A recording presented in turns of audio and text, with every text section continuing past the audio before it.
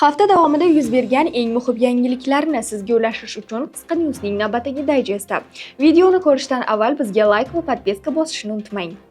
Madridning Real klubi bosh murabbiy Carlo Ancelottining jamoani tark etishini rasman e'lon qildi. Bu haqda klub rasmiy sayti orqali xabar berildi.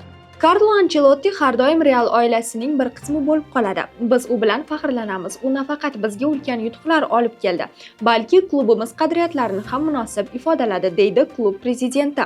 Uning o'rniga Realni ispaniyalik Xabi Alonso boshqarishi kutilmoqda. U 9-may kuni Leverkusenga tegishli Bayer klubidan ketishini e'lon qilgan edi. Ona o'z qizini o'ldirish uchun killer yolladi. Erini yo qarindoshini o'ldirish uchun bunday qilganlarini eshitganmiz, lekin hali bunaqasi bo'lmagan.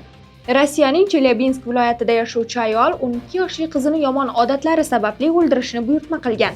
Bu haqda Life.ru nashri Shot Telegram kanaliga tayanib xabar berdi. Onaning farzandi unga quloq solmas, itoatsiz va tartibsiz edi. Shundan so'ng u tanishiga qizini daryoga cho'ktirib o'ldirish evaziga 100 ming rubl taklif qilgan.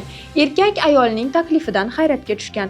U qizchani yashirincha o'z uyida saqlab, keyin politsiyaga murojaat qilib, bo'layotgan jinoyat haqida xabar bergan.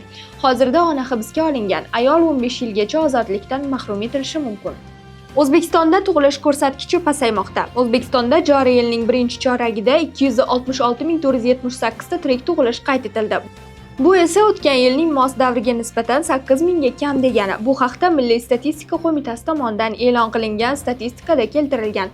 Ma'lumotlarga ko'ra, 2025-yilning yanvar-aprel oylarida respublika bo'yicha 266.478 ta tirik tug'ilish holatlari FHDYO organlarida qayd etilgan. Tug'ilishlarning shahar va qishloq joylari bo'yicha taqsimlanishi quyidagicha. Shahar joylarda 136.060 nafar, qishloq joylarda 130.418 nafar. Sizningcha yurtimizda tug'ilish darajasining pasayishiga asosiy sabab nima deb o'ylaysiz? Endi yo'llarda chiziqni bosganlik uchun kameralar jarima yozmaydi. Mana buni haydovchilar uchun haqiqiy yangilik desa bo'ladi.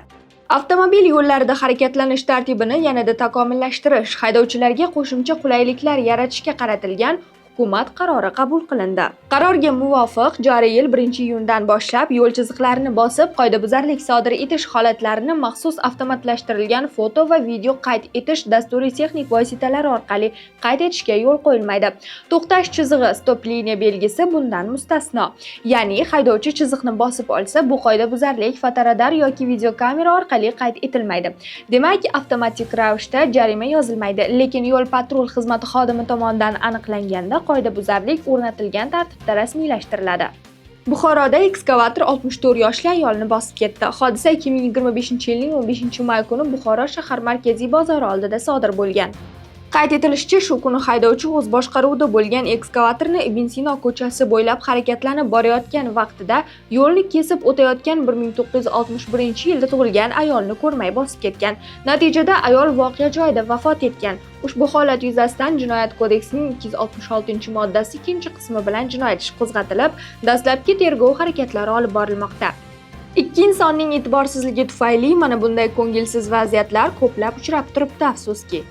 Sizga yetkazmoqchi bo'lganlarimiz shulardan iborat edi. Yuqoridagi mavzular yuzasidan sizda fikr va mulohazalar bo'lsa, izohlarda yozib qoldiring.